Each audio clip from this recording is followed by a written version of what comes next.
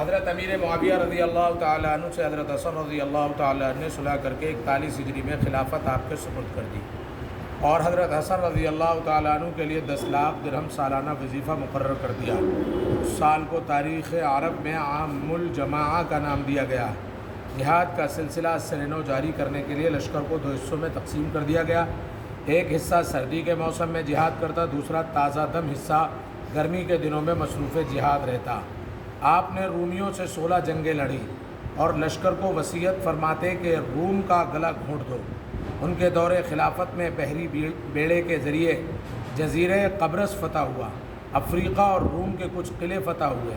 جنگ سجستان کے ذریعے سندھ کا کچھ حصہ مسلمانوں کے قبضے میں آیا۔ ملک سوڈان اور کابل فتح ہوا اور مسلمان ہندوستان میں قندہ میل کے مقام تک پہنچے۔ افریقہ میں سوڈان تک اسلامی پرچم لہرا دیا۔ نہر جہون کو پار کرتے ہوئے بخارا اور سمرقند کو فتح کیا۔ آپ نے قسطنطنیہ پر زبردست لشکر روانہ کیا۔ یہی وہ غزوہ ہے جس میں شرکت کرنے والوں کی مغفرت کی پیشین گوئی اللہ کے رسول صلی اللہ علیہ وسلم نے دی تھی۔ حضرت امیر معاویہ رضی اللہ تعالیٰ نے کامیاب حکمراں کی حیثیت سے بحری فوج تیار کی۔ مصر و شام کے ساحلی علاقوں میں جہاز سازی کے کارخانے قائم کیے۔ 1700 جنگی جہاز رومیوں کا مقابلہ کرنے کے لیے تیار کرائے۔ اس کے علاوہ اور بہت سارے کارنامے انجام دیے جو تاریخ کے صفحات میں موجود ہیں۔ حضور اکرم صلی اللہ علیہ وسلم کا معجزہ، اس امت کے بارے میں پیشین گوئی۔ رسول اللہ صلی اللہ علیہ وسلم نے فرمایا، تم لوگ ہو بہو ان لوگوں کے طریقے کی پیروی کرو گے جو تم سے پہلے گزرے ہیں، یہاں تک کہ اگر وہ ایک جنگلی جانور یعنی سوس مار کے سوراخ میں گھسے ہوں گے تو تم بھی اس میں گھس جاؤ گے۔ لوگوں نے عرض کیا، رسول اللہ پہلے آدمیوں سے یہود و نصارہ مراد ہیں؟ رسول اللہ صلی اللہ علیہ وسلم نے فرمایا، اور کون؟ خلاصہ آج ہم لوگ یہود و نصارہ کی کتنی پیروی کر رہے ہیں، یہ کسی کو بتلانے کی ضرورت نہیں، امت کے احوال سے بالکل ظاہر ہے۔ ایک فرض کے بارے میں، اللہ ہی مدد کرنے والا ہے۔ قرآن کریم میں اللہ تعالیٰ فرماتا ہے، اللہ تعالیٰ ہی زندگی اور موت دیتا ہے، اللہ تعالیٰ کے علاوہ کوئی کام بنانے والا اور مدد کرنے والا نہیں۔ خلاصہ ان باتوں پر ایمان لانا ہر مسلمان کے لیے فرض ہے۔ ایک سنت کے بارے میں، گھر سے نکلتے وقت کی دعا۔ رسول اللہ صلی اللہ علیہ وسلم نے فرمایا، جو شخص اپنے گھر سے نکلتے وقت یہ دعا پڑھے تو اس سے کہا جاتا ہے ہر چیز کے شر سے تیری حفاظت کر دی گئی اور شیطان اس سے دور بھاگ جاتا ہے۔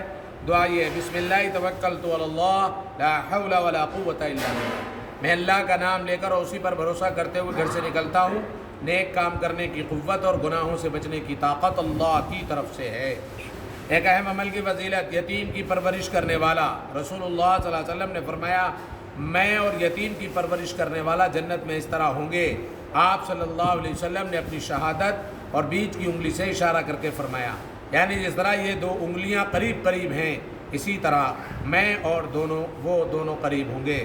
ایک گناہ کے بارے میں، بخل و کنجوسی کرنا۔ قرآن کریم میں اللہ تعالیٰ فرماتا ہے، جو لوگ خود بھی کنجوسی کرتے ہیں اور دوسروں کو بھی کنجوسی کرنا سکھاتے ہیں، اور جو کچھ اللہ تعالیٰ نے اپنے فضل سے ان کو دیا اور کو چھپاتے ہیں، ہاں، اور ہم نے ایسے نافرمانوں کے لیے ذلیل کرنے والا عذاب تیار کر رکھا ہے۔ دنیا کے بارے میں، دنیا کی چیزیں یہیں رہ جائیں گی۔ قرآن کریم میں اللہ تعالیٰ فرماتا ہے، دنیا کی ساری چیزیں دنیاوی زندگی میں ہی برتنے کے لیے ہیں، آخرت میں یہ سب کام نہیں آئے گا، اور آخرت کی جو نعمتیں آپ کے رب کے پاس ہیں وہ پرہیزگاروں یعنی دین پر چلنے والوں کے ساتھ خاص ہیں۔ آخرت کے بارے میں، قیامت میں لوگ کہاں ہوں گے؟